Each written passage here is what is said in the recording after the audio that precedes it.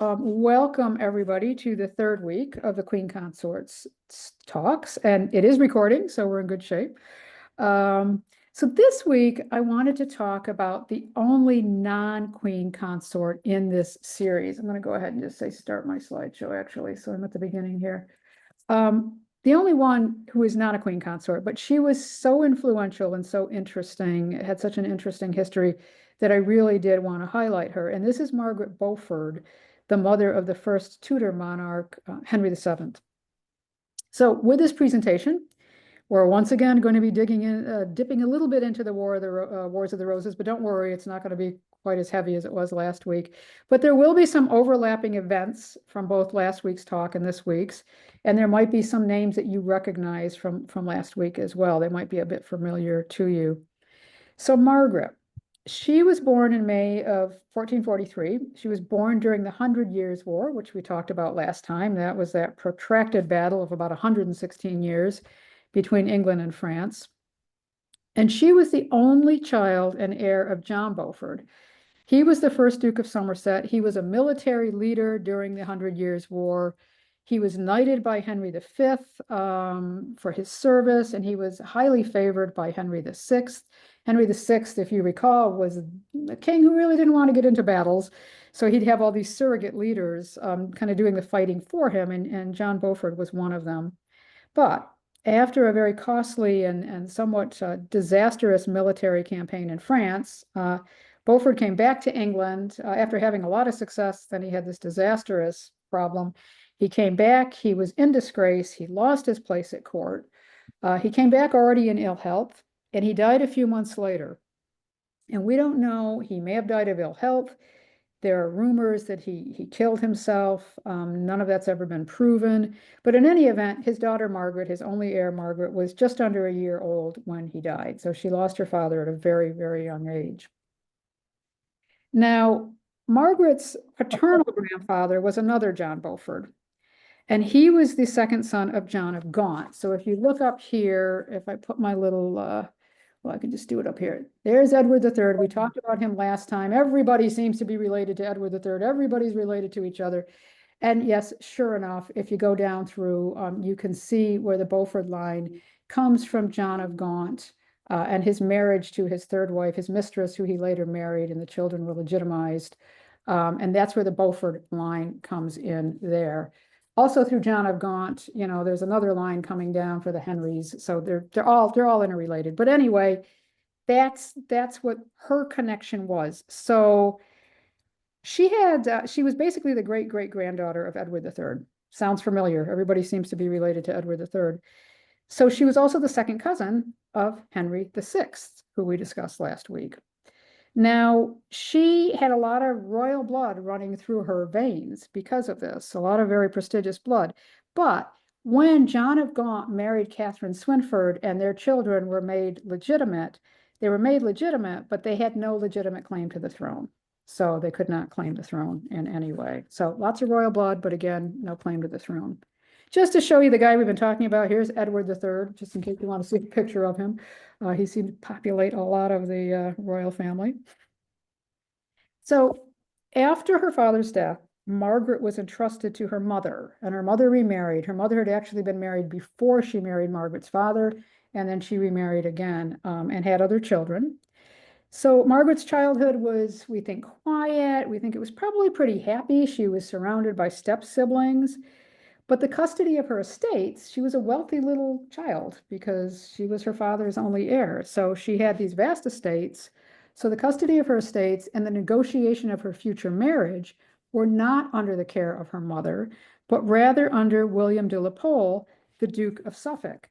Now, you might remember that name because last week we discussed him. He was the guy who handled the English negotiations for the marriage between Henry VI and Margaret of Anjou. And for some time, he was quite influential in Henry VI's court. So now her marriage negotiations and her estates kind of come under William de la Pole. We know that by around 1450, Margaret was about 6 years old, and de Pole decided to marry Margaret off to his son, another John Beaufort, William de la Pole, who was about a year older than Margaret. So he said, okay, I'm going to marry you off to my son. Now, so they were 6 and 7. The validity of child marriages at this time were tenuous. So basically, what you would do is these parties, the families of the parties would enter into these negotiations and into these contracts. But because the children were so young, these marriages could be ratified or revoked at a future date by the parties. So really, it was nothing more than a piece of paper at this point. We have no evidence that Margaret ever met her husband, in quotes, or his father, for that matter. And 3 years into her contracted marriage to the son of William de la Pole, William fell into disgrace, also because of a disastrous campaign in France. And he was driven into exile by Henry VI. He was told to get out of the country. And on his way out of the country, he was kind of captured by these rogue sailors. He had a mock trial and he was killed. He was executed by them. So now Margaret has, there's no guardian in that sense either. So at this point, Henry VI said, well, actually, I'd like Margaret to marry Edmund Tudor, the Earl of Richmond. Now, Margaret's marriage, obviously, to de Pole's son was not official, right? So she had the choice to either ratify her marriage to her so-called husband or take Edmund Tudor for her husband. Now, keep in mind, she was 9 years old at this time when she's getting this decision, who do you want to marry? And so she claimed, I prayed on this and I thought about this very carefully, and God told me I should marry Edmund Tudor. I should put aside de Pole's son and marry Edmund Tudor. So who was Edmund Tudor?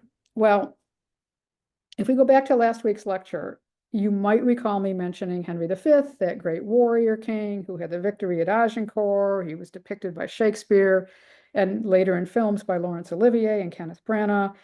And you might recall that a few years after his victory at Agincourt, as part of the peace treaty with France, Henry V married Catherine of Valois, the daughter of the French king. You can see her on the left at her coronation. On the right, this is a wooden effigy of her after she died. You can see this in Westminster Abbey. It's on display in Westminster Abbey. Anyways, part of this peace treaty, he marries Catherine of Valois. But 2 years later, he dies, and he leaves Catherine a widow with this 9-month-old baby who becomes Henry VI. So a few years after her husband's death, Catherine entered into a secret marriage with a member of her household, a guy named Owen Tudor. Now, we know that she had at least 4 children from that union. One was a daughter who was said to have died young, and then she had at least 3 sons. One was named after his father, another Owen Tudor. He went into the church. And then she had 2 additional sons, Edmund, who we just mentioned, and Jasper. And both of them play important roles in Margaret Beaufort's life and in this story. You might also recall last week I discussed the rumors surrounding the legitimacy of Margaret of Anjou's son. And, I said the Yorkists put forth this idea that the young Prince of Wales was not Henry VI's son, because it took them 8 years to have a child, but rather he was fathered by Edmund Beaufort, the Duke of Suffolk. I bring this up now because Edmund must have been a pretty busy man, because long before Henry VI came to age, there were rumors that Edmund Beaufort sought to marry Catherine of Valois. And contemporary accounts at the time, someone wrote and said she had, and I'll put in quotes, she had difficulty, in quotes, curbing fully her carnal passions, because they always said this stuff about women. So there was this rumor that Catherine and Edmund wanted to get married, and there's some smoke around that. There's no smoke without fire. We do know that in 1426, a petition was brought before Parliament asking the Chancellor to, in quotes, grant to king's widows permission for them to marry at their will. Now, Catherine was the only king's widow hanging around, right? So most likely this petition came from her, even though there was no direct reference to her name anywhere, but obviously it had to have been coming from that. And as a result of that petition, 2 years later, a statute came out addressing the marriage of all queens, but again, there was only one queen in play at that time, Catherine. So we believe, again, it was just aimed at Catherine. And the quote was, item, it is ordered and established by the authority of this Parliament for the preservation of the honor of the most noble estate of queens of England, that no man of whatever estate or condition make contract of betrothal or matrimony to marry himself to the Queen of England without the special license and assent of the king, when the latter is of the age of discretion. And he who acts to the contrary and is duly convicted will forfeit for his whole life all his lands and tenements, and also all his goods and chattels. So if Edmund and Catherine were ever an item, and again, we really don't know if they were or not, probably were, Edmund obviously got the message and he backed away because he's like, hey, I'm not going to lose all my lands and all my wealth and everything over this relationship. But Owen Tudor was a different matter. So we don't know when Catherine met Owen Tudor. We don't know exactly when they married, but they did wed in secret. And although there was court gossip around the couple, I mean, she had 4 children, it's hard to hide that all the time. They weren't at court. They were, not quite as visible, but still people knew something was going on. But they lived pretty discreetly, and their marriage didn't really become public knowledge until after Catherine died. So it's probably likely they knew each other and perhaps married by 1430, because that's when we think Edmund Tudor was born. So they obviously knew each other by then. We don't know what Owen Tudor's exact role was in Catherine's household. We know he was a member of her household. Different accounts tell us he was the Queen's steward, he was her page, he was her cupbearer. We really don't know. But in any event, they had a secret marriage. She had 4 children by Owen Tudor, and one of them was this Edmund Tudor. Sorry, this picture's a little bit fuzzy. Catherine and Owen's story didn't end very happily. So Catherine died in 1437. She was only 35 years old. Owen Tudor had been granted some rights during his marriage to Catherine. So he had certain rights as an alien living in England. He was Welsh, so he was not English. So the Welsh could not own land. There were certain things they didn't have rights to at that time. He was granted some limited rights because he was married to Catherine. But almost immediately after her death, he attracted the animosity of Edmund Beaufort, her possible former beau, and also Humphrey, Duke of Gloucester, who was Henry VI's uncle, and some others in the king's court. They really didn't want this guy around. Now, this could have been a result of Owen Tudor having, breached that aforementioned statute that said it was forbade, you could not marry the queen. So he fled the country, but he was captured, and he was imprisoned for about a year before he was released. But he was kind of lucky in the sense that later he would actually find a place of favor at Henry VI court, and he would fight on the Lancastrian side of the War of the Roses. So for a while, his fortunes were looking up again. But then at the Battle of Mortimer's Cross in 1461, he was executed by the Yorkists at that battle. And this plaque kind of denotes the spot supposedly where he was beheaded and his severed head was lying. So for about 5 years following their mother's death, Catherine and Owen's sons were raised at Barking Abbey, and they were raised under the care of an abbess named Catherine de la Pole. She was the sister of William de la Pole. And after spending, a few years there at the Abbey, Edmund and Caspar entered the court of Henry VI. As I said, their other brother Owen went into the church. Now, Henry had a really good relationship. These were his half-brothers. These were, the children of his mother, and he had a good relationship with his half-brothers. In November of 1452, he elevated both of them into peerages, and the following year, Parliament declared them fully recognized half-brothers of the king. Now, this was a somewhat sensible move on Henry's part because he didn't have any direct heirs at this point. Remember, it took him over 8 years before he and Margaret of Anjou had a child. So, okay, now he's got these half-brothers that could potentially come into play for the succession. But it is interesting because neither Edmund nor Jasper had any English blood in them. When you think about it, their mother was a French princess. Their father was Welsh. So they didn't even have English blood in them. But they suddenly found themselves elevated to a high status, and it was one that came with titles. So for Edmund, he got the title Earl of Richmond, and for his brother, Earl of Pembroke was the title that he got. They also got large monetary grants. They got property. They got places of honor at court. So they were highly favored. Unfortunately, we do not have any visual depiction of Edmund Tudor aside from this is the brass on his tomb. So this is a brass rubbing that somebody made. That's all we've got. But in addition to the titles and the privileges and the money, Henry also gave over to Edmund and Jasper Tudor the wardship of Margaret Beaufort, because he really wanted Edmund to marry Margaret Beaufort. So in the autumn of 1455, 12-year-old Margaret was given in marriage to Edmund Tudor. Now, not Beaufort, yeah, Edmund Tudor. He was about 25 years old at this time, so he was twice her age, Edmund Tudor was, when Margaret married him.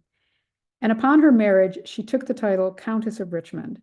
And she kept that title, interestingly enough, for the rest of her life. Even though she remarried, she kept the title Countess of Richmond for the rest of her life. And it should be noted, so when Edmund and Margaret married, this was just around the same time of the First Battle of St. Albans, that battle that kind of launched the Wars of the Roses. And her husband would soon be involved in the Wars of the Roses. So just over a year later, after her marriage, on the 28th of January in 1457, Margaret gave birth to her only child, a son named Henry, here at Pembroke Castle in Wales. Now, it wasn't unusual for girls to be betrothed or married as young as 12 years old, but it was still very, very young for a marriage to be consummated. Often they didn't marry till they were 13, 14, and certainly usually the marriage was not consummated until they were about 14. So Margaret was very, very young. And the birth was said to have been very traumatic for her, both physically and psychologically. Many years later, during the reign of her son, Henry VII, John Fisher, who was the Bishop of Rochester, and he was her confessor and a close friend of Margaret's, he would report that the birth had been a difficult one, given both the age of young Margaret. She wasn't even 14 at this point, but she was also very small. She was a very small size physically. So physically, she looked like a little girl. I mean, she was very small for her age. And it's believed that perhaps for this latter reason, Margaret may have suffered a lasting physical damage that would preclude her from having other children, despite being married 2 further times. We also have further evidence that Margaret suffered greatly as a result of her young age when she became a mother, psychologically, because there was a report from the Spanish ambassador at the court of Henry VII. And he reported in his report that Margaret opposed the marriage of her granddaughter, another Margaret, Henry VII's daughter Margaret, that she opposed this marriage of her granddaughter to James VI of Scotland, because she really had fears that James would not wait until the young princess was of a suitable age to consummate the marriage. So Edmund, wasn't the greatest guy in the world in that regard. He didn't wait. He wanted heirs, and it was unfortunate for Margaret. But Edmund never met his heir. He never met his son. During his participation in the Wars of the Roses, he was captured, imprisoned, and he died 3 months before Margaret gave birth. So he never did meet his son. So here, now we've got this poor young girl. She's 13 years old. She's traumatized physically and psychologically by the birth of this child. And now she's the Wars of the Roses is going on. She's a Lancastrian, and she doesn't really have any protection at this point. She no longer has a husband. So her brother-in-law, Jasper Tudor, he comes in, he takes her and the baby Henry under his protection. And according to the Welsh chronicler, Ellis Grufford, Jasper said the baby's name is going to be Owen, after my father, in memory of my father. We are told that Margaret was now well enough to attend the baptism, and she commanded that the bishop halt the service in the middle when the name Owen came up, and she said, "No, my son is going to be given the name Henry, most likely after her cousin Henry VI." And supposedly she was so self-confident and forceful, everybody went along with it. I don't totally buy this story, and I'll tell you why. Not that we'll see that Margaret's very forceful later, very, very forceful. So it fits her personality, but back then there was something called churching, and after you gave birth, a woman or a girl would be churched for 40 days before she was allowed out of the birthing chamber, if you will, back into society, back into public. So unless and we don't know exactly when Henry VII's baptism was, but unless it was quite delayed, which usually back then they weren't, because children died so young, babies died so young, it seems unlikely that she actually would have physically been at the baptism. But that's the story, and it fits nicely with the narrative of her future life, where we see that she is quite forceful on behalf of her son.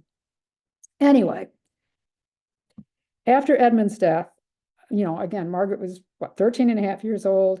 And she was already having to consider her next marriage because she was valuable property. She came with a lot of money and estates. Now, at this age, she could have a slightly more active say in who her bridegroom was, even though supposedly she preyed on it when she was 9 and decided to marry Edmund. So her main concern, of course, was the protection of herself and her infant son. So in March of 1457, she did enter into an agreement to marry the Duke of Buckingham's second son, Sir Henry Stafford, yet another descendant of Edward III. Now, her brother-in-law Jasper went along with her to the Duke's manor to discuss this possible marriage, but it is believed from accounts that Margaret herself really negotiated the marriage, and this was a very powerful family. And so she was showing some feistiness by this point. So who knows? Maybe she did want her son named Henry. We're not sure. So as Nicholas Tallis, who is a historian who's written a book about Margaret, and I put that on the reading list, pointed out, over just a 4-month period, Margaret lost her husband. She gave birth to a son in a very traumatic fashion, and she negotiated a new marriage. And she's barely in her teens. She's 13 and a half years old. Now, Margaret and Stafford's marriage had to wait until the obligatory year of mourning for Edmund Tudor was observed. So during this time, Margaret developed a really close bond with her infant son, and that was one that we'll see really did last a lifetime. But we do know that shortly before or after her marriage to Stafford, we're not exactly sure when, Margaret was separated from her son because he remained in the custody of his uncle Jasper. For whatever reason, they decided it was better for him to be with his uncle. Now, Stafford, he was 18 years older than Margaret. He was not of a wealthy background. They lived largely on Margaret's inheritance, and he was said to be in weak health. But their marriage was considered to be a happy one. Now, it wasn't probably a true love match. Very few were back then. But we do know from letters and household accounts that the couple did seem to appear to share mutual interests. They were seldom apart. And very interestingly enough, every year they celebrated their wedding anniversary with a lavish banquet. So proof that they probably did have some affection for each other. And they were lucky that in their early years of their marriage, despite the fact that Margaret was connected to Henry VI, she was related to Henry VI, they were pretty much able to avoid being drawn into the ongoing Wars of the Roses, at least initially, for the first couple of years. But in March of 1461, Stafford did fight on the Lancastrian side in the Battle of Taunton, and that's a battle we talked about last week. That resulted in Henry VI, Margaret of Anjou, and their son fleeing to Scotland, and Edward IV kind of solidifying his claim to the throne. Interestingly enough, despite being on the Lancastrian side of the battle, Henry Stafford was able to gain a pardon from Edward IV. Edward IV actually gave out quite a few pardons in his time, which I thought was kind of interesting. So he got a pardon from Edward IV a few months later, possibly because he was a cousin of Edward IV. Their mothers were sisters. So Edward pardoned him. And this meant that Margaret's lands that she inherited from her father were not confiscated, because when a woman married, any property she had became her husband's. So had her husband been penalized for his part in the Lancastrian side of this battle, Margaret could have lost everything, all of her lands, but she didn't, because Edward IV forgave her husband. And in fact, in the coming years, Edward IV would grant Margaret and Stafford a big manor house. He visited the house and he dined with them, at least on one occasion, which was considered a great honor. He called Stafford to at least one royal council. So he was showing them some favor. But that said, he also stripped Margaret's young son, Henry, of the title of the Earl of Richmond and the property that young Henry had inherited from his late father, so that Edmund Tudor. So in that sense, Edward IV was being kind of safe, playing it both ways. But Margaret, in an act of defiance, would continue to refer to her son as Lord Richmond, even though the title was taken away from him. So she was pretty feisty. Now, as a result of the king's pardon, Stafford then shifted his alliance to the York side of the Wars of the Roses. Of course he did. We don't know how Margaret felt about this. There are no existing letters. There's no correspondence saying how she felt about this. But she was already showing signs of being politically savvy. And just like with Margaret of Anjou, remember she had to hold hands with the Duke of Suffolk during that Love Day procession. And she had to make an alliance with Warwick against Edward IV when she was in France in exile and she wanted to get her husband back on the throne. Margaret Beaufort was a pragmatist. So she knew she had to play her cards very, very carefully. So she kind of went along with this. And so Margaret and her husband, they aligned themselves with Edward IV, most likely out of necessity, almost totally out of necessity. But she still had to worry because she still had various members of her family who were coming under attack from the Yorkist regime.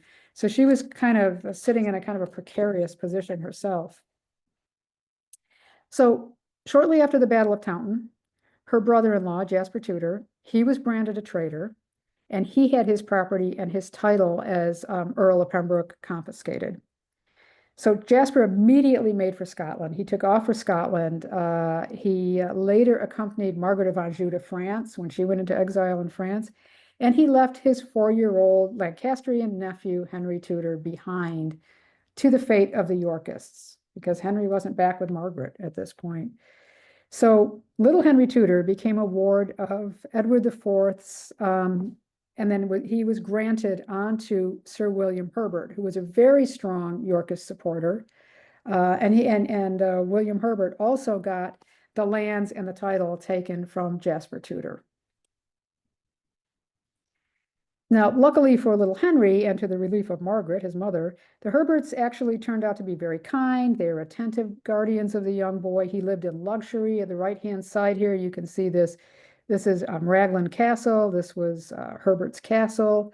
On the left is actually, again, where Henry Tudor was born and where he lived with his uncle Jasper before Jasper took off.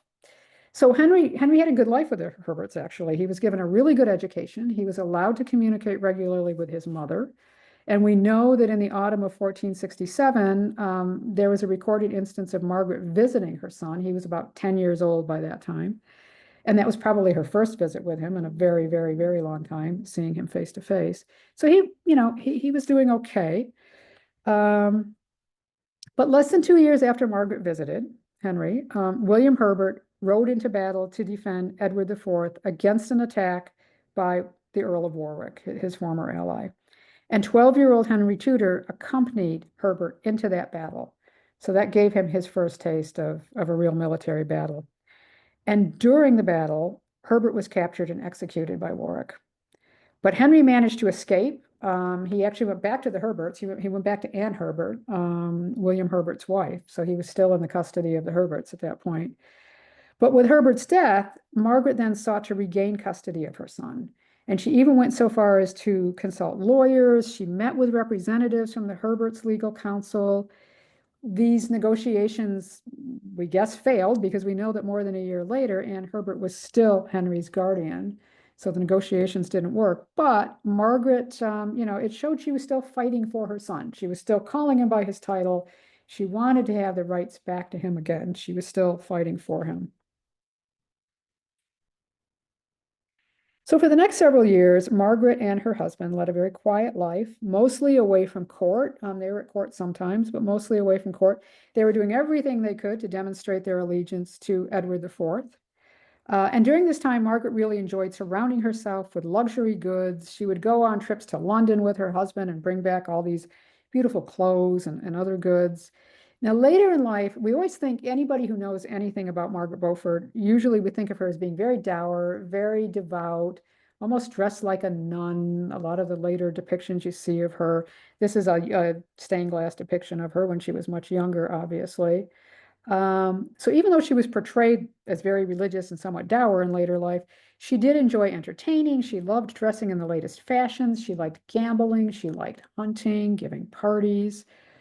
But that said, she was far from frivolous. She was a very diligent steward of her various estates. She had all these estates. She would visit them often. She would oversee their management. So she took a very active hand in that. And she was devout. She was actually very devout in her faith. But she wasn't quite the dour, simply dressed woman that we think of her as today. So I'm going to jump ahead in the interest of time here. I'm going to jump ahead to 1471. This year starts out pretty well for Margaret. Henry VI is back on the throne. Edward IV has been driven into exile, and Margaret's reunited with her son. But as we learned last week, good luck like this is not to last. So in March 1471, Edward IV returns to England, and you might remember this battle on the 14th of April at the Battle of Barnet. Warwick, who had kind of secured Henry VI's place back on the throne, this is when he made that alliance with Margaret of Anjou, and Margaret said, okay, I'll come back to England. Once I know everything is safe, I'll bring my son with me. This is the battle in which Warwick is killed. And Margaret's husband, who was taking place in this battle, was badly injured, Margaret Beaufort. And then less than a month later, the bloody Battle of Tewkesbury, this is when we saw Henry VI really overthrown once and for all, and Edward IV really reestablished as king. In the aftermath of that, we know that Henry VI died at the Tower of London, most likely killed by the orders of Edward IV. And Margaret Beaufort's remaining male Beaufort cousins were killed. And her husband, who had injuries, suffered injuries in the Battle of Barnet, he died. He died at this point. So once again, her fortunes are kind of going up and down. So after Tewkesbury, after that disastrous battle at Tewkesbury, Jasper and Henry Tudor fled England. They were making their way toward France. They washed up in Brittany, which is now the northwest corner of France, and you can see it in red on the map here. And it would be 14 years before Margaret saw her son again. Now, at this time, Brittany was overseen by Duke Francis II. And he treated them very well, but he also saw these two Tudor guys as political pawns that he could use in diplomatic wranglings with both Edward IV and Louis XI in France.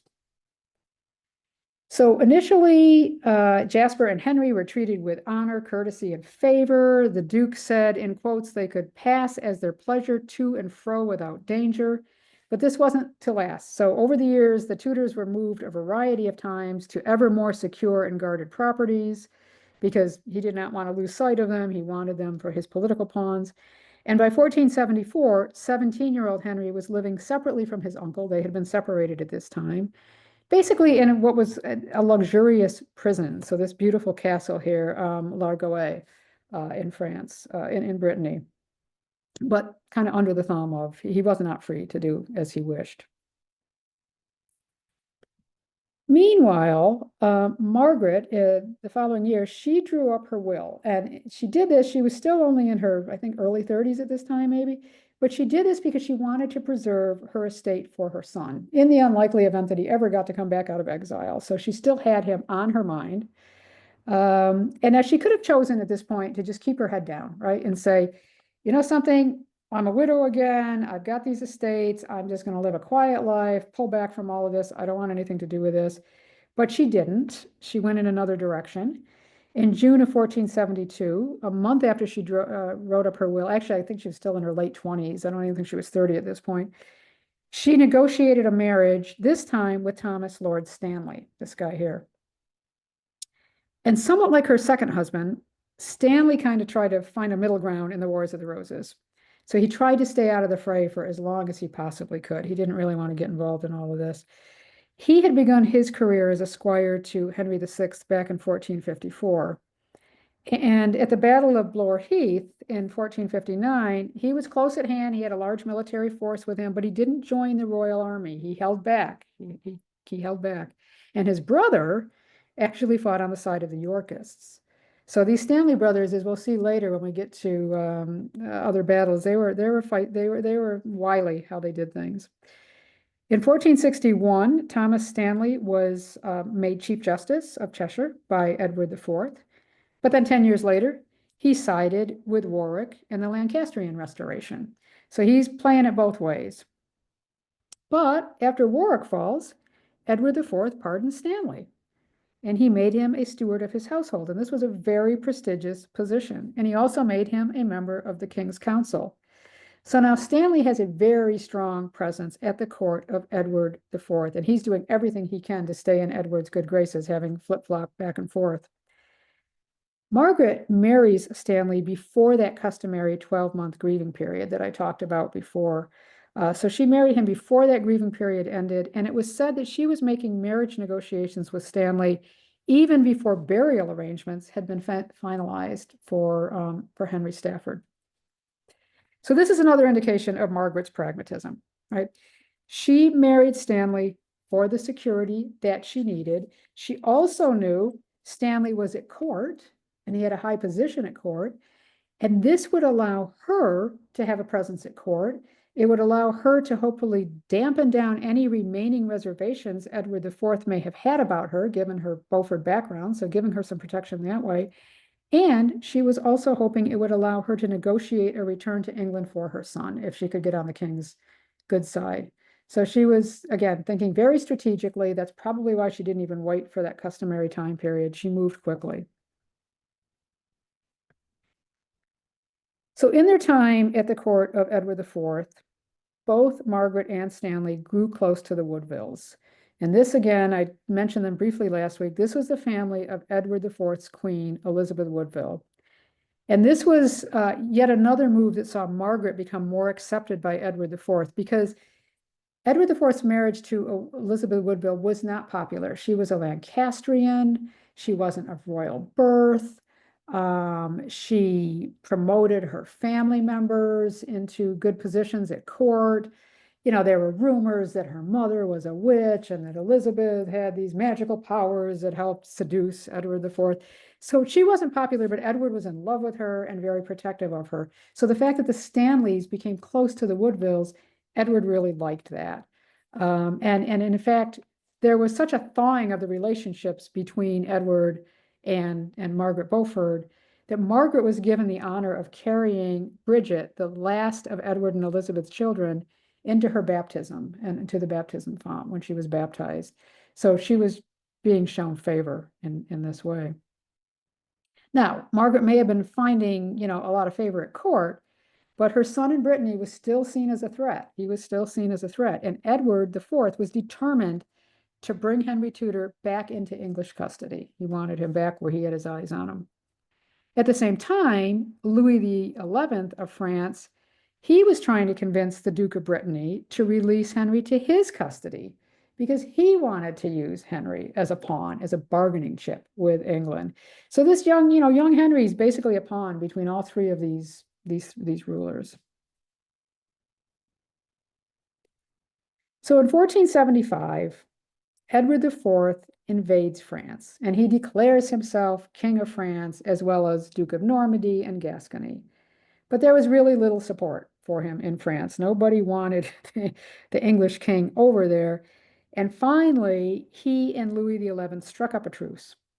And as part of that truce, the agreement was that Louis would not attack Brittany. Now, why does Edward IV care if Louis attacks Brittany? Right? Brittany's doesn't belong to Edward IV. Well, for two reasons. He still had his eye on Henry Tudor, so clearly he did not want Louis getting into Brittany and nabbing Henry. So that was one reason. And the other reason was Edward thought, well, if I negotiate this deal that Louis will leave Brittany alone, Duke Francis will look on me favorably and see, I'm a friend of yours, I'm an ally of yours. So then maybe you will finally give Henry back to me in exchange. So it was an expression we've heard way too much of these days in the news politically, transactional. It was a transactional negotiation. He thought, we can both get something out of this. You won't be attacked, but you give me Henry back. And in fact, Duke Francis said, okay, I'll turn Henry over to you. I'll turn Henry Tudor over to you, but you got to treat him fairly. You got to promise me you're going to treat this kid fairly. And Edward says, of course I will. But when it came time for Henry Tudor to board the ship back to England, he became ill. Now, we don't know if he conveniently became ill. We don't know if he was faking an illness, if it was psychosomatic, or if he was actually ill. But to his great fortune, he became ill one way or the other. He took sanctuary in a church to recover his health. So sanctuary in churches, you could not go in, you could not pull anybody out. So he ran into a church. And during this time, while he was recovering his health, Duke Francis had a change of heart. And he said to Edward IV, yeah, something might change my mind. Nah, I'm not gonna give you Henry Tudor. I'm gonna keep him here. So after this failed attempt to bring Henry Tudor back to court, Edward IV is getting desperate because he's like, I need this guy back, or he's a threat to me. I need him back here. So he starts negotiating with Margaret and Stanley. And he said, okay, what would be acceptable to you to get your son back here? What can I do to prove to you I'm not going to do anything untoward toward your son? So the arrangement was made that Henry would get his title, Earl of Richmond, back because that title had been given to Edward IV's brother, who was now dead. So he said, okay, we'll give him his title back. We'll give him some lands. The lands they were going to give him was actually Margaret Beaufort's mother's lands. Big whoop. But anyway, we'll give him some lands. And we'll even talk about a possible marriage to one of my daughters, to one of the king's daughters. So how does that sound? Let's go with that. And historian Dan Jones tells us that at some point in time, a royal pardon for Henry was actually drafted on the back of a letter, but it was never officially made. It was just kind of drafted on the back of a letter. So all this is looking okay. I'm going to give your son a pardon. I'm going to give him his title back. He'll get some lands. I'll marry him to one of my daughters. It'll all be good. But before this arrangement could be solidified, Edward IV died. On April 9th, 1483, he became unwell after a fishing trip about 2 weeks earlier. And then he ended up dying only 3 weeks before his 41st birthday. So this threw everything out the window. With the death of Edward IV, Margaret Beaufort's fortunes were about to change again in more ways than one. So when Edward IV died, he had 2 sons and 5 daughters. So you would assume, well, the succession looks pretty secure. But at the age of 12, Edward's eldest son, who you see here, another Edward, he was recognized as Edward V, but he was too young to rule. So he needed a protectorate to rule in his stead. He was still in his minority. So first there was a governing council that was set up, and then there was a protectorate. And that protectorate came under Edward IV's younger brother, Richard, Duke of Gloucester. So Richard, Duke of Gloucester, was supposed to keep things going until Edward V came of age. But that's not exactly what ended up happening. Now, remember, Edward IV's queen, Elizabeth Woodville, she was a Lancastrian. So on the 30th of April, Edward IV has died. His son, Edward, was not living at court at that time. That was normal. He was living elsewhere. He had his own household.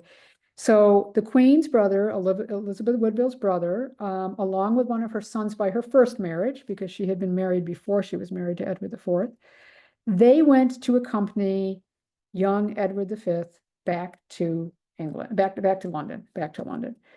But there were fears among the Yorkists because they said, these Lancastrians are getting in there early. They're going to take control of the young king. They're going to take control of the throne. Edward IV looked favorably on them. We never did like this. And now they're getting right in there with this young kid. This can't happen. So as they were making their way toward London, as Edward V and his uncle and half-brother were making their way toward London, the uncle and half-brother were seized and they were imprisoned by Richard's men. And one of the men in that group was a guy named Henry Stanford, Duke of Buckingham. We'll talk more about him later. But he was one of the men that seized these two. So things start to get tricky. So here's the timeline. So April 9th, Edward IV dies. April 30th, Edward V's Woodville advisors, relatives, they were seized and imprisoned by Richard's supporters. Then we go to May 1st. Elizabeth Woodville, she sees what's unfolding, and so she flees into the sanctuary of Westminster Abbey with members of her family, including her younger son and her daughters. On May 4th, Richard, Duke of Gloucester, he swears his loyalty to the new king, and he said, I will accompany my young nephew into London. And he said, but the king's coronation, we're going to put it off a month. We're going to postpone it for a month. There's so much going on. We're going to put it on hold for a little bit. On May 8th, Richard, Duke of Gloucester, is officially the protectorate of Edward. So it basically makes him in charge of the government. And then the following day, after he gets the protectorate, he puts Edward in the Tower of London for his own safety, he said. And again, it's not unusual before a coronation. In fact, it was very usual before a coronation for the monarch to stay in the Tower of London, but usually only for a couple of nights. And then they would process to Westminster Abbey for their coronation. So he said, I'm going to put him here for his protection. Things are a little crazy right now. But while all this is unfolding, Richard and the Yorkists were also very busy discrediting the Woodvilles in any way possible. So we get to June 16th. Richard takes possession of his younger nephew. Basically, the Archbishop of Canterbury goes to Westminster Abbey. He convinces Elizabeth Woodville, I'm sure much to her regret, to release her younger son. And he said, we're going to take him to the Tower of London because now we are getting ready for this coronation. And, he's got to be part of his brother's coronation. So they should come in together to Westminster Abbey. So she agrees and she gives over her younger son. No surprise, the following day, the coronation is canceled. And then we get to the 25th of June. And at this point, Parliament declares the princes illegitimate. And they do this on the grounds that their father, Edward IV, had contracted to marry Lady Eleanor Butler before he married Elizabeth Woodville. And even a contract of marriage, even if you weren't married, that invalidates any future marriages. So they said, well, his marriage to Woodville is invalid and his children are illegitimate. But we have absolutely no independent or contemporary evidence from the 1460s to support that there was ever a betrothal between Edward IV and Eleanor Butler. But nonetheless, the children are declared illegitimate. And the following day, Richard is declared Richard III. He's backed by his armies in the north. He had a lot of holdings in the north, and a hastily assembled group of noblemen and bishops who went along with it and decided, yeah, he'll be the king now. Margaret Beaufort's husband, going back to Margaret Beaufort here, he was one of the executors of the will of Edward IV. And at first he was very loyal to the young Edward V. But when he saw which way the wind was blowing, and that obviously it was going in Richard's favor, then he said, okay, I'm going to put myself behind Richard III. This allowed him to retain his office as steward, and he was made a constable of England. So again, everybody's doing what they have to do to keep their heads and also keep their power.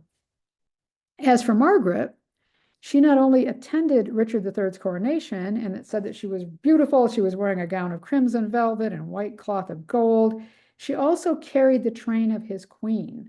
Again, a place of honor, a very high honor. And meanwhile, her husband walked in to the coronation and he was carrying the mace of the Lord High Constable. So they had a real part in this coronation. Shortly after his coronation, the two nephews of Richard III disappeared from sight in the Tower of London.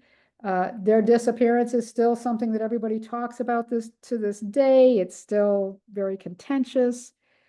The last recorded sighting of the boys was said to have taken place late summer, early autumn of 1483. That's when the Grand Chronicle of London tells us that they were seen playing and shooting in the gardens at the Tower. Now, by this time, the boys' own servants had been taken away from them. They'd been replaced by Richard's servants.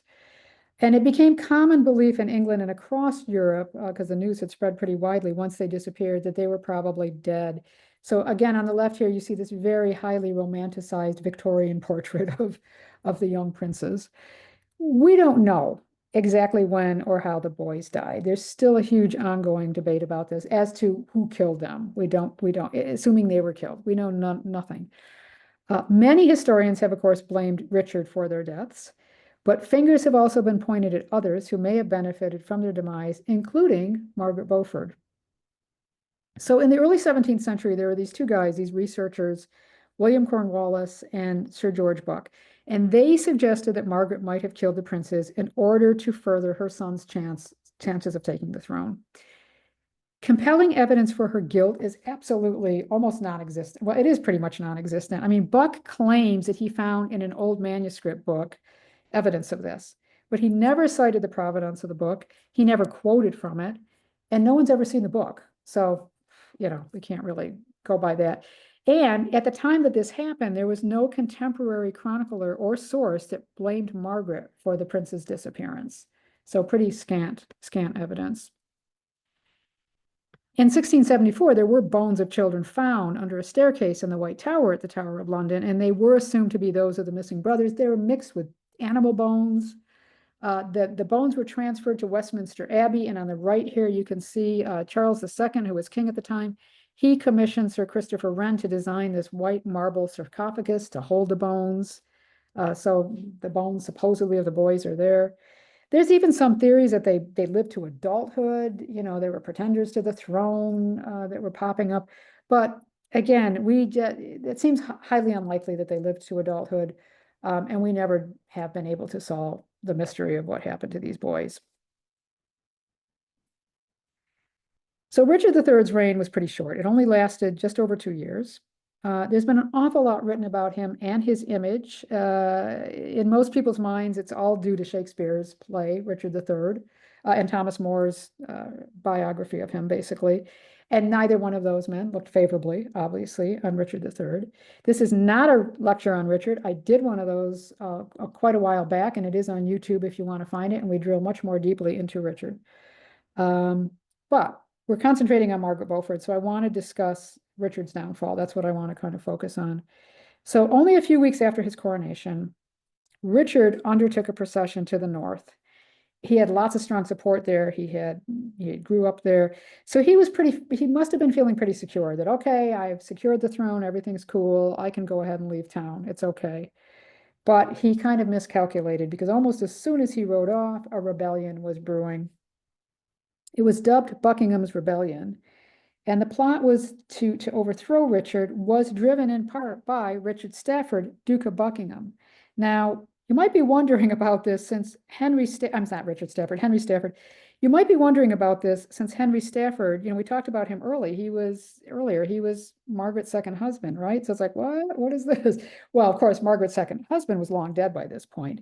This Stafford was Margaret's father-in-law. The grandfather was, how am I saying this wrong? Stafford's grandfather was Margaret's father-in-law, this Stafford's grandfather. So they are connected, same family, but obviously not the same one. But this is interesting because remember, this Stafford was he was one of the guys that captured Elizabeth Woodville's relatives. And now suddenly he's turning on Richard. So this Stafford, Buckingham, he was made a ward of Edward IV, and he was married to Catherine Woodville, the much younger sister of Edward's wife, Elizabeth. When Edward died, Buckingham aligned himself with the future Richard III. He aligned himself, even though he was married to Woodville's sister. In the autumn of 1483, with Richard in the north, many members of the Yorkist establishment and country elites, they joined forces with Buckingham and with the Woodvilles to overthrow Richard. We don't know what caused Buckingham to change his heart to throw his support away from Richard. We don't know. Some say, well, it could have been due to the fact that Buckingham himself had a claim to the throne because, yes, he was also related to Edward III. So some say, well, it could have had something to do with that. He wanted the throne for himself. Some people said, oh, he was actually behind the murder of the princes in the Tower. But again, like everything else, we just don't know. We have no idea. Now, Margaret Beaufort's husband, Stanley, he avoided entanglement in this rebellion, but Margaret did not. So we know that the Tudor historian Polydore Virgil, he tells us that Margaret sent her physician to plot with Elizabeth Woodville, and also to negotiate a marriage between Henry Tudor and Elizabeth Woodville's eldest daughter, Elizabeth of York. So she's, again, positioning her son. She also opened discussions with the Duke of Buckingham, who was kind of leading this rebellion. And she had money sent to Henry in Brittany. But she did this all through surrogates. So she didn't meet with Elizabeth Woodville herself. She didn't meet with the Duke of Buckingham herself. She had people do that for her, to kind of keep her a little bit of distance, but doing kind of the plotting behind the scenes. Now, the uprising collapsed. Buckingham was executed. So Richard did manage to suppress this 1483 revolt, but most of the leaders managed to escape to Brittany, and that's when they threw their support behind Henry Tudor, who was still over there in Brittany. For Margaret's part, because they did know she was involved in this, Richard did know she was involved in this, she was deprived of all of her lands and her servants by an act of Parliament. And she was basically placed under house arrest on her husband's estate. So under the watchful eye of her husband, who was told, keep an eye on your problematic wife. She was most likely spared execution only because of her husband's continued loyalty to Richard III. That's probably what saved her neck, because look, she was a Lancastrian and she was knee deep in this revolt, even if it was kind of behind the scenes. So, a contemporary at that time said, in King Richard's days, she was often in jeopardy of her life, and he wasn't exaggerating. She most likely was. So she was very lucky in that regard. So Richard managed to put down this revolt, but he was obviously struggling. So by 1484, he had alienated many of his nobles. He had mismanaged local affairs. He had placed attainers on their estates, took their estates away. So he was increasingly reliant on a very small group of associates. He was getting very paranoid of the people around him. And there was a real threat of insurrection that was overshadowing his reign. And his position was significantly weakened by the death of his only son, his only heir, Prince Edward, in 1484. And then his wife died the following year as well. So Richard was not having a good time of it. There were also rumors that he planned to marry his niece, Elizabeth of York. That's the one that Margaret Beaufort was negotiating with Elizabeth Woodville on to marry Henry Tudor to. They were probably just rumors, but obviously that didn't help his reputation. That didn't make him look good. And he also lost support due to the rumors that continued to swirl around the disappearance of the young princes. He was still the number one suspect. He had the most to gain, really, by their disappearance. So all of this stained his reputation, and as opposition to his rule grew, support for Henry Tudor over in Brittany was growing at the same time. So the wind was beginning to change just a little bit here. Now, as for Margaret and Stanley, as I said, Stanley had pretty much stayed in Richard III's good graces, Margaret not so much. But the king became suspicious when in early 1485, Stanley said, I'd like to retire from court. I want to go to my estates in Lancashire. And the king's like, why do you want to do that? He starts getting a little suspicious. So he said, okay, you can leave, but you have to send me your son. Stanley had been married before. You need to send me your son, a guy named Lord Strange, to court, more or less as a hostage. And this is kind of a guarantee that, you're not going to do dirty on me because I got your son at court with me. So now we jump to August of 1485. Richard's really on the back foot by now. Henry's star is rising over in Brittany. And in addition to the support from the rebels who had escaped to Brittany, Henry was able to recruit highly trained professional French and Scottish mercenaries, probably from the money that his mother sent him. So he planned this invasion of England, and he said, we're going to go over August 1485. That's just what they did. The Battle of Bosworth, August 22nd. So Henry Tudor arrives in Wales. He arrives on the 7th of August in Wales, and he's got to march more than 200 miles into England. And initially, Richard III is really confident. He goes, I can take this guy. I mean, really, my forces vastly outnumber Henry's. Richard's army was about 15,000 men at that time, which is about 3 times the size of Henry's. And in addition, he had a third force of about 6,000 men that were gathered by Margaret's husband, Stanley. And Margaret's husband's, Stanley's brother, William, also had a retinue on hand for Richard III. So things, he's like, this is no problem. I'll get rid of this guy. So they met on the morning of August 22nd. And you can see here on the left, this is the field where the battle reputedly took place. I could not find any depiction of the Battle of Bosworth that wasn't really kitschy and stupid looking. So I ended up pulling this screenshot from the Hollow Crown TV series. This is Benedict Cumberbatch depicting Richard, who was very valiant in battle. I will say that for him. He fought and he was very valiant, even though he ended up losing. So after Henry Tudor lands in Wales, Stanley makes an excuse for not joining the king. So on the morning of this battle, Richard says to Stanley, you got to come join me. We're going to have this battle and get rid of this guy. And he receives this kind of evasive reply, like, sorry, traffic's bad. I'm hung up. I can't get over there. So Richard said, okay, that's it. I'm executing your son, Lord Strange. But his order to have Lord Strange executed was neglected, and Strange managed to escape. So he was lucky. Now, initially, Richard's troops did have the upper hand, but as his luck started to fade and the advantage looked like it was turning to Henry, Richard's troops all started deserting him. Everybody was going with the winning side. So as Henry's men launched an attack, Richard's rear guard of about 7,000 men, his rear guard, they stood still. And we were told no blows were given or received. So they just stopped cold in their tracks. They didn't leave, they just didn't do anything. And the fact that the rear half of his army didn't engage a battle at all, this really left Richard in a significant, that's almost half of his force if you don't count the Stanleys. So Richard was in real trouble at this point. And then there were the Stanley brothers, right? So William Stanley, who had been loyal to Richard, he ultimately turned against Richard when he saw which way the wind was blowing. And Thomas Stanley, Margaret Beaufort's husband, and Henry Tudor's stepfather, he just basically sat back and did nothing as well. He just sat back. He didn't do anything.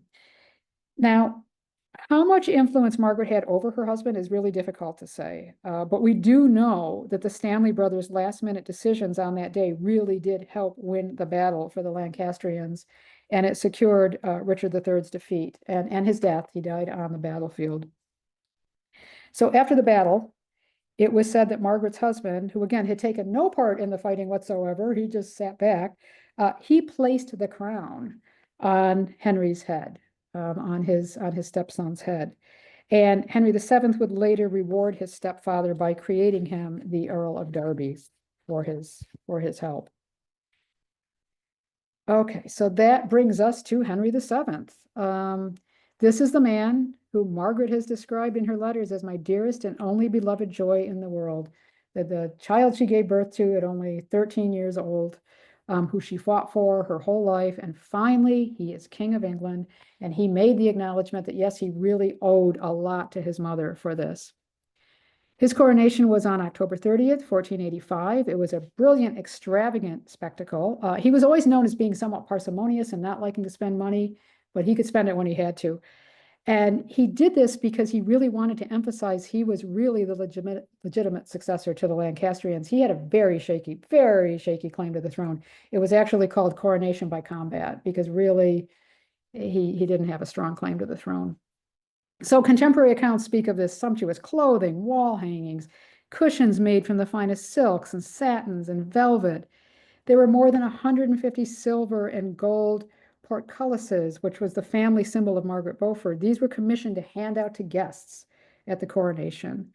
And Westminster Abbey was decked out in symbols of Henry's heritage, so the Lancaster rose and the Welsh dragons. And his stepfather, Thomas, Lord Stanley, he carried the sword of state. His uncle, Jasper Tudor, processed into the coronation with St. Edward's crown. And according to her confessor, John Fisher, who I mentioned earlier, and this is who we get a lot of our glimpses of Margaret's life from, Margaret wept marvelously when the crown was placed on her son's head. So everything she had gone through in her life was for this moment, basically. Now, Margaret benefited greatly as a result of her son's succession to the throne. She had the title of Countess of Richmond, along with all those lands that had been placed under her husband's hands. All of those were given back to her, the ones that Richard III took away. She was also given a riverside manor in London called Cold Harbor.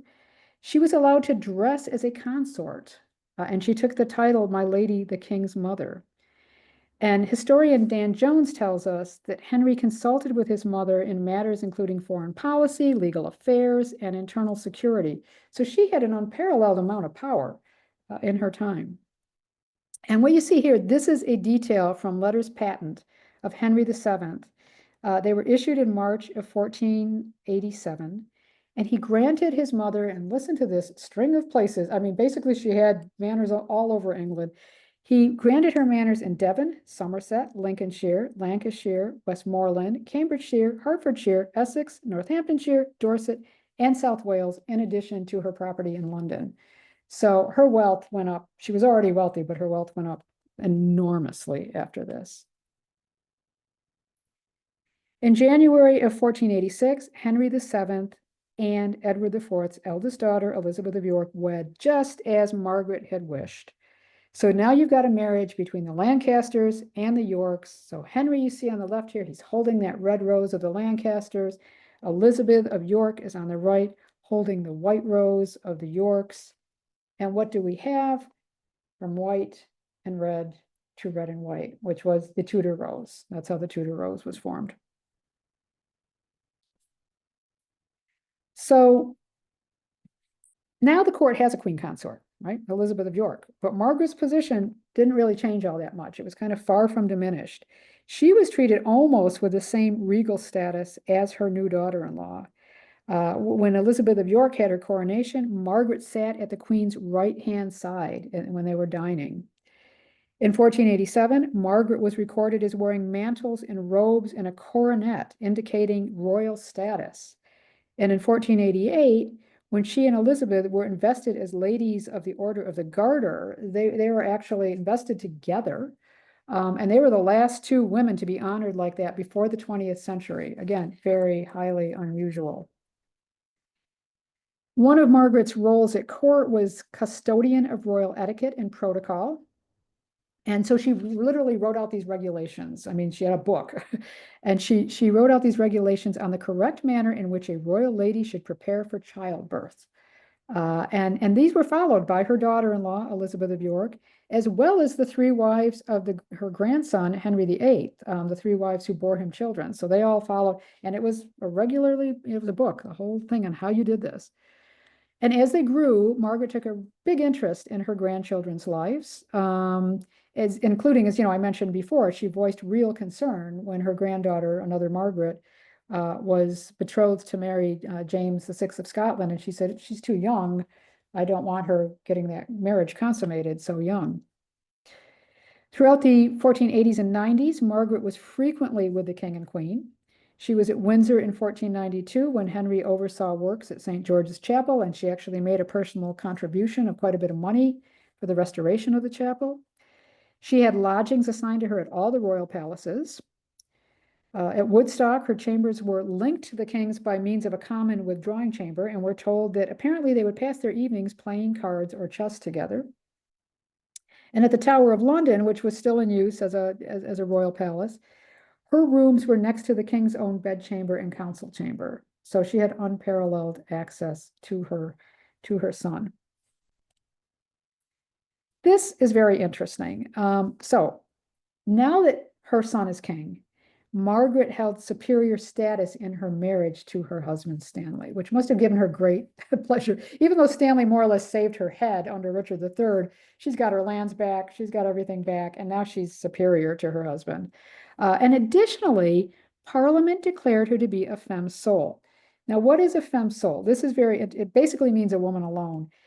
In the medieval period, when a man and woman wed, the woman became a dependent at law. So she no longer had the same legal standing as a man. And without her husband's permission, she could not make purchases. She could not enter into contracts or leases. She could not initiate a lawsuit, even if she had participated in these activities in her own right before she married. She lost all of that. So once they got married, the couple became what was kind of considered one person at law. And that person was represented in the husband. So so effectively it blocked a married woman from performing any of these duties or any of these activities. And this is where the legal designation of femme sole comes in. Some men wanted their wives to continue doing businesses, continue running the businesses that perhaps they had founded or they had more likely inherited prior to their marriages, particularly if those businesses were doing well. They're like, no, this is going okay. Don't mess this up. So some English cities permitted a wife to register as a femme sole. And as such, the married woman could behave as if she was single for the purposes of conducting business. And the benefit of this was twofold.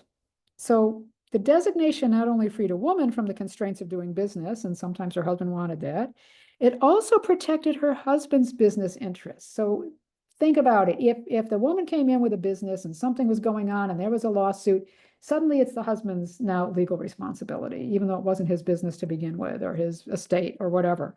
Now he's like, I'm not implicated because she's a femme sole. This is her business, her stuff. This status, this femme sole thing, it was exclusively English. But even within England, there were only a small number of urban environments where you could be a femme sole. So Exeter, Hastings, London, Lincoln, I think Worcester, and one other that I'm forgetting right now, but only a small number of areas could women be femme soles. So in Margaret's case, this status gave her full and sole control over her estates, which, and I quote, shall be vested and remain in her alone by the same entry as if she were single and unmarried. So for the first time in her life, she's around 42 years old, she basically achieved the rest of her life legal, political, and social autonomy, which is really quite something when you think about it. And then going even further, in 1499, although she was still very much married to Stanley at this point, in the presence of the Bishop of London and with Stanley's approval, Margaret Beaufort took a vow of chastity. And basically she said, that's it, I'm living apart from you. We're not having any, who knows what kind of relations they were having, but we're, I am now chaste. So she removed herself to her palace at Collie Weston in Northamptonshire. She set up a totally separate household from her husband. And while she was there, she actually governed the Midlands on her son's behalf. So she was actually kind of Henry's person in the Midlands. In 1503, Margaret's power as the king's deputy in the Midlands was very clearly shown as she worked as an arbiter there was arbitration between the town and the University of Cambridge. And these two were always fighting the town and gown thing, right? And Margaret was now empowered to settle this matter once and for all. So the parties selected arbitrators, and she presided over a number of informal sessions to try to resolve the issues that they had. And we know that in May of 1503, Margaret and her council presided over the implementation of a very complex agreement and a creation of all these rules for arbitrating any further disputes between these two entities. And she was given power to deal with any further problems that way. So here again is what we think about Margaret when we think of her. These are most of the portraits. Again, she's looking in her later life, she's looking extremely devout. She's dressed in widow's weeds or almost like a nun. She's praying, she's reading. But as we saw earlier, she did like the good life. But she was, as I said, devout and very religious. She was a generous benefactor of educational and religious establishments, and these included the founding of Christ College and St. John's College at Cambridge University. In 1502, she founded the Lady Margaret Professorship of Divinity at Cambridge and Oxford. And in 1505, she completed the endowment of Christ College. And then in her will, by provisions of her will, most of her estate when she died was given to endow St. John's College, and that was chartered in 1511. And you can see here, these are pictures. If I highlight, you can see. So there's Margaret there, holding her gift. And you've got the Lancaster Rose on the right. You've got the portcullis on the left. You've got the portcullis on the right. And then this is the whole gate. Oops, I just went to the next one. That's the whole gate. This was just a close-up of that gate. And then this is the one from St. John's College. This coloring is really off and funky because these should be red. I don't know why they're looking purple. But again, you can see her coat of arms, the crown, the rose, the portcullis. Her account books also reveal that Margaret was very generous in her gift giving, but it also shows that she still spent money on luxuries. So even though she's shown as dressed plainly, she still liked her luxuries. And we, again, as I mentioned about her estates, she took such an active hand in managing her estates. Her personal involvement in managing her finances, when you look at her account books, almost every page, at the bottom of almost every page of those account books, she has her signature, which basically means I signed off on these. I reviewed each and every one of these pages. So she kept her eye on it all. She also translated several devotional books, including the fourth book of The Imitation of Christ, which was written by this man, Thomas à Kempis. He was a German Dutch Catholic priest, and her translation was the first one in English. And finally, she was also known as a patron of William Caxton, who was credited with introducing the printing press to England. So she had a very strong interest in both education and religion. In February 1503, Margaret's daughter-in-law, Elizabeth of York, died after giving birth. And in her role as keeper of royal precedent, Margaret drew up the plans for the Queen's elaborate funeral.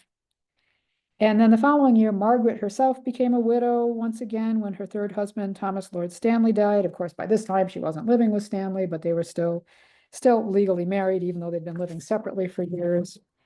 And then, very sadly, for Margaret, on April 21st, 1509, her beloved son, Henry VII, died at the age of 52 years old. So she outlived her son. And as she had with her daughter-in-law, she took charge of most of the arrangements for Henry's funeral, and she was also the chief executor of his will. Now, her grandson, Henry VIII, he was only 17 when he came to the throne, so he was just a little bit shy. He was still in his minority, not quite 18. So Margaret was involved in the council formed to manage the government while he was still not of age. And she took part in Henry VIII's coronation at Westminster Abbey on the 24th of June, 1509. But then she fell ill shortly thereafter. She'd been in ill health for a few months. And she died on the 29th of June, 1509. So just a few days. She lived long enough to see her grandson made King of England, but then she died. In her will, she chose to be buried at Westminster Abbey in the Lady Chapel. The Lady Chapel was actually built by Henry VII. And her grandson, Henry VIII, contracted to have work begun on his grandmother's tomb, and he commissioned the Italian sculptor Pietro Torgiano. Torgiano had also been commissioned to complete the tombs of Henry VII and Elizabeth of York, and if you've seen them, they are quite spectacular. So the effigy here of Margaret, it shows her in old age. She's wearing a widow's dress with a hood and the long mantle. Her head is resting on two pillows. You can't, from this image, I don't think I can actually show you, even if we get up close. Yeah, can't really quite see it. But the pillows are designed with the portcullis and the Tudor rose. And her hands are folded in prayer here. Now, in addition to her tomb, if you go to Westminster Abbey, you can see other reminders of her life. You can see her personal prayer book on the right here, and her traveling chest. Both of these are on permanent display in the Queen's Diamond Jubilee galleries. That's also where that wooden effigy of Catherine of Valois that I showed you earlier, that's also up there as well. So what can we say of Margaret's legacy? Well, without a doubt, she played a very large role in ushering in the House of Tudor, still one of the most talked about dynasties in Great Britain. So you've got her son here on the lower left, and then up above, her grandson, Henry VIII, his son, Edward VI, and his two daughters, Mary I, and of course, the great Elizabeth I. I came across this quote at St. John's College, Cambridge, and I think it really sums up Margaret's life and times better than anything I could say at this point. Power held by women in this period inevitably had its roots, their relationship to men, right? Deriving from roles as heiresses, wives, and mothers. There was nothing inevitable, however, about how Lady Margaret shaped her life, her priorities, ambitions, decisions, interests, and achievements. When circumstances caused her to lose autonomy, she learned from the experience and she found a way to regain it in a way that was unusual for the time in which she lived. And I think that really does sum her up perfectly. I will also say, actually, going back just to this, to her grandson, Henry, this is interesting because we do know that Margaret Beaufort was very religious, a devout Catholic. And of course, Henry VIII broke with the Church of Rome and created the Church of England, which was enormous, huge, huge, huge, huge. So indirectly, that was part of her legacy as well, because he was her grandson. Not sure what she would have thought of that, but how she would have looked on that. But that was, indirectly part of her legacy as well. But definitely, the whole Tudor dynasty existed pretty much because of Margaret Beaufort, and I think she was, again, another woman to highlight, even though she was not a queen consort. I could not ignore her in this series. So